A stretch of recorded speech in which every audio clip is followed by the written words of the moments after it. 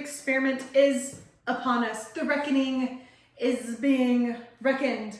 I want to know for myself, and of course you don't have to believe me because I'm just some weird egg lady on the internet. I could be making all this up, but I want to know for myself. Can you incubate store-bought eggs like these with any kind of success? Because I see it going around. People are like, I hatched all these eggs from grocery store eggs. Now, it's not that I have a trust problem. I mean, I do. But if that's possible, then like, what could I do? What could I get away with? I mean, look at these gorgeous duck eggs. What if I could just buy $6 eggs from my grocery store instead of traveling 3.5 hours and paying $60 for really expensive duck eggs? So here's how this is gonna go. We're gonna do this as scientifically as possible. And Miss McGinnis from 7th grade science, if you're seeing this, I have become a better student. I can science now. And so in every good experiment, we have our tests, but we also have to have the control because we want to rule out the possibility that if none of these hatch, that it wasn't environmental. For example, it wasn't that my incubator, which is a styrofoam incubator, which can be a little bit unreliable, glitched, which has happened before, and I lost a lot of eggs when that happened. And I want to make sure that it wasn't something that I did on my part. And so, between all of these, we're going to throw them in here, and we're going to see which ones hatch. So, let me tell you what I got. I've got some duck eggs. I've got one lonely duck right now. He's a drake. He needs a couple of lady friends. These are beautiful big duck eggs. And then I've got some blue eggs over here. These look like whiting true blues. They could also be Americana. They could also be cream crested leg bar. And then we've got, these probably are Isa Browns over here. But right in front of me, I have eggs from 2 different friends. This is from the Chicken Palace, and these are from Claudia. She's my dealer. We meet late at night, and I buy a lot of eggs from her, and I swear every time, it's just because of the way my schedule works out. I feel like I'm going to a drug dealer's house. I'm not, I promise. This is my drug. And then these are from my friend Jim, and Jim has a little backyard farm, an urban farm. He's got a dairy cow and he's got chickens, and he also has a few ducks. And I asked him for a few of his eggs because I want a couple of controls going on. I know that both of these are fertilized. I know that they haven't been refrigerated, and I know that they are genetically going to be a strong chicken. I've got my handy dandy pencil because before, Andy, can you sit down? I can hear your clickety clackety nails all over the hardwood floor. I've got my handy dandy pencil because as much as I love to tell myself, I'll remember which eggs are what, no I won't. It takes 21 days for these things to hatch. You think in 21 days I'm gonna remember what egg was what? No. So I'm gonna label with a pencil. I've used a Sharpie before and I've gotten yelled at by people on the internet. I've never seen a problem with using Sharpies, but because I don't want y'all to yell at me about using Sharpies on my eggs, I'm just gonna write duck. Quack, quack. And in this incubator did come with a rotator. I hate the rotator because it's not really like rolling the eggs. It is a tilter.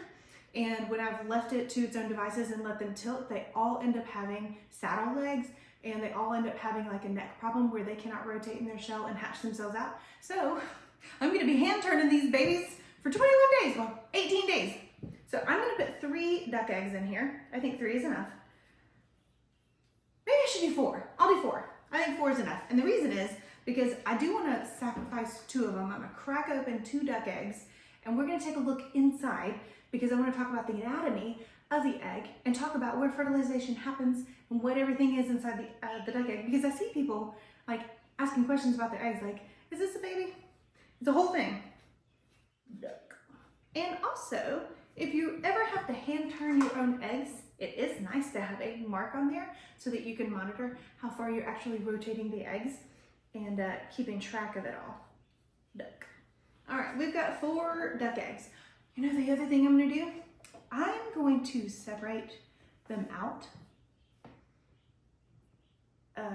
into different like quadrants, if you will, because there are some hot spots and some cold spots in here. And even though I'll be rotating and moving them around, I do wanna make it as likely as possible that they're all being moved in and out of those hot spots and everything. I could use a better incubator, but I don't have a big enough one for this size of an experiment. Okay, onto the blue eggs. I'm gonna put HN for hidden nest. HN. Now these bad boys, were a pretty penny. I would never normally pay $6 for 6 eggs, but they're blue. On to the Harvest Farms Organic. I'll do 4 of these as well. Harvest Farms Organic, HVO. I see some speckles in here. Do I spot a well summer in your breeding program? I'm in a mood today, can you tell? Now, I see a lot of people ask me, can you tell if the egg is fertile before you incubate it? The answer is yes. So if you were to crack an egg open, you could possibly spot where the egg is fertilized, and you would see a bullseye white circle called the blastoderm. That is where the embryonic whole process is going to begin. So with these, the remaining that I have in here, I am gonna crack them open, and then I'll make an omelet with them later. And I wanna see if any of them have a blastoderm. If they don't, there's probably a really good chance that these farms don't have a rooster. And if they don't have a rooster, then we have a problem. Now, for these are my jewels. These are rainbow eggers that come from the Chicken Palace. These are from Claudia, my girl, I love her. So I am going to mark all of these with one big line. And of course, I'm gonna incubate every single one of them because why wouldn't I? These greens and blues, they ignite something special inside of me, let me tell you. All right, so now they're all distinct. Last ones will be Jim's. Now here's Jim's eggs, and Jim has a whole bunch of leghorns, and these white ones are gonna be purebred leghorns, which is really fun to add into my breeding program because when you cross them with an Americana, if you remember from my last video, I'm gonna get a very powdery blue. So on these, I'm gonna write a J. J for Jim. In this next section, I'm actually going to crack open a few of the eggs, which means I won't be able to incubate them, but for the purpose of science, so please don't consider this a waste, I will eat them later. But for the purpose of science, I do want us to take a look at egg anatomy and understand where fertilization is taking place inside the egg and where the embryo is going to start to grow from. Yes, you can tell, like I said earlier, if an egg is fertilized before you incubate it, but that means you won't be able to incubate it. Unless you have some secret magic that the rest of us don't know about. All right, starting off with this beautiful blue egg right here. I'm gonna crack it open. Let's take a look. Hopefully we see a blastoderm, the fertilization.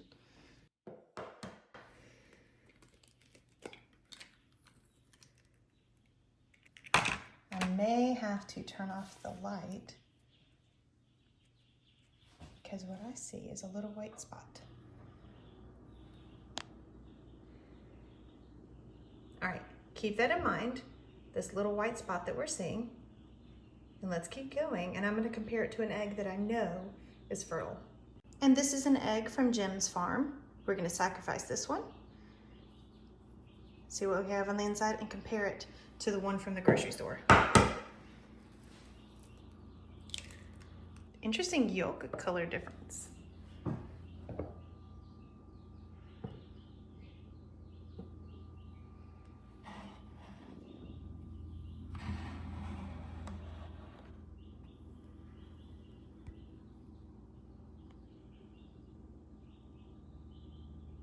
Well, I've just realized that this would not be quite fair without sacrificing one of the eggs from Claudia. This is an olive egger, it's a rather dull color. Oh, I hate to do it, but for the purpose of science, so that we may grow together, let's see if we can see a blastoderm in this one.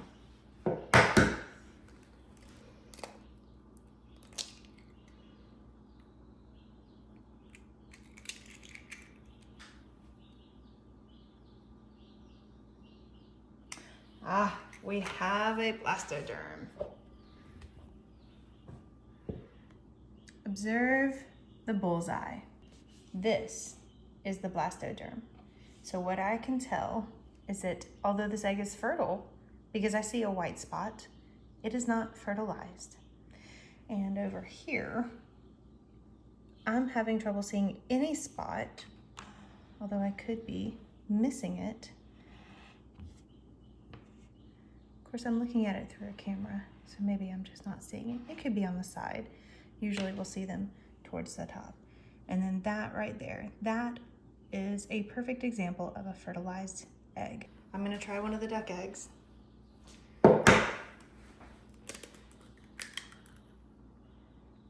Oh, that's pretty.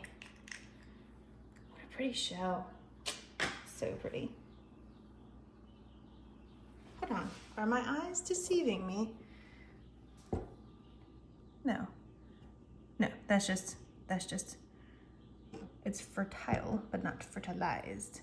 And let's try one of the brown ones from the grocery store.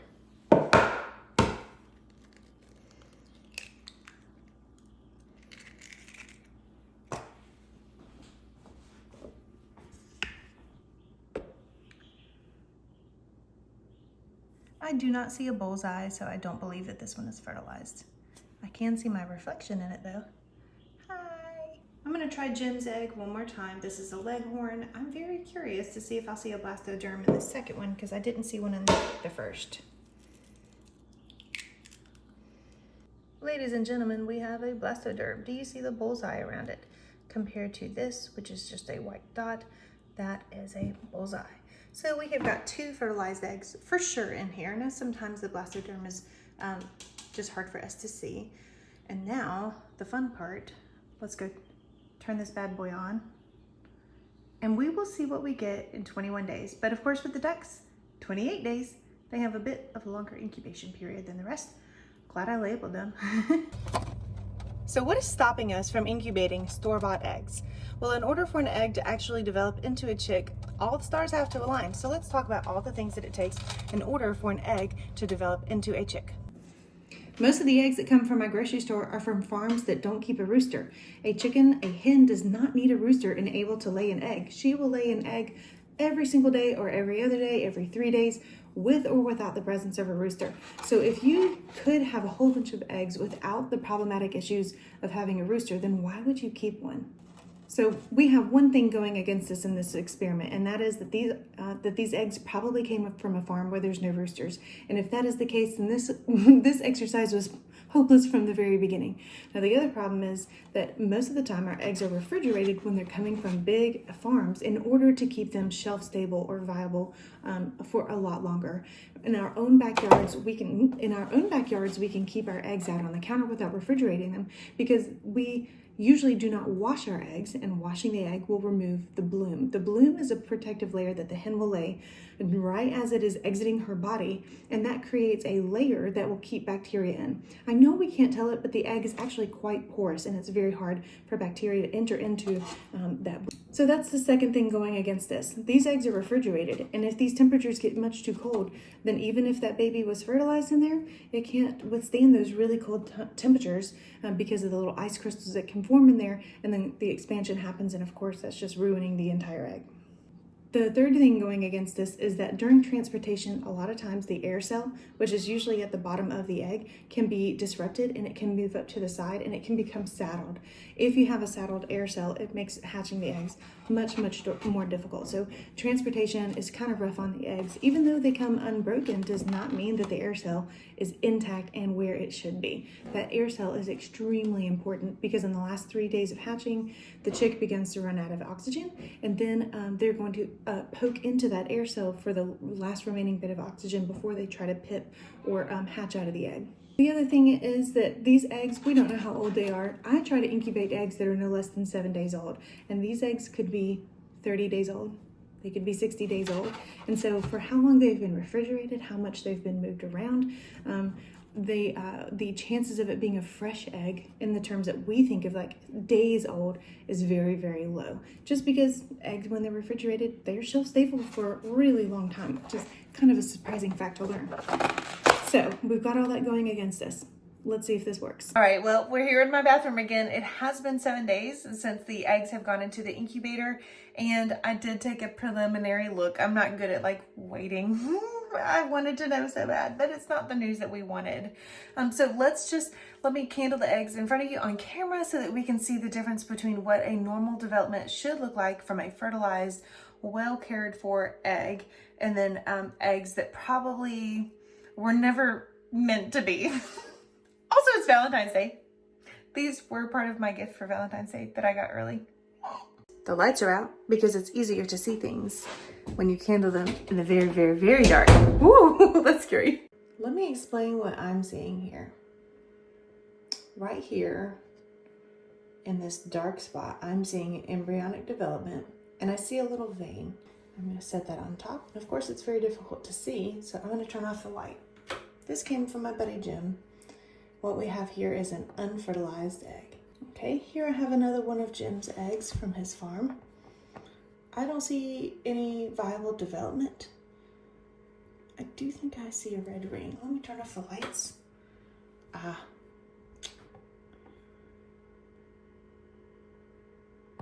was wrong.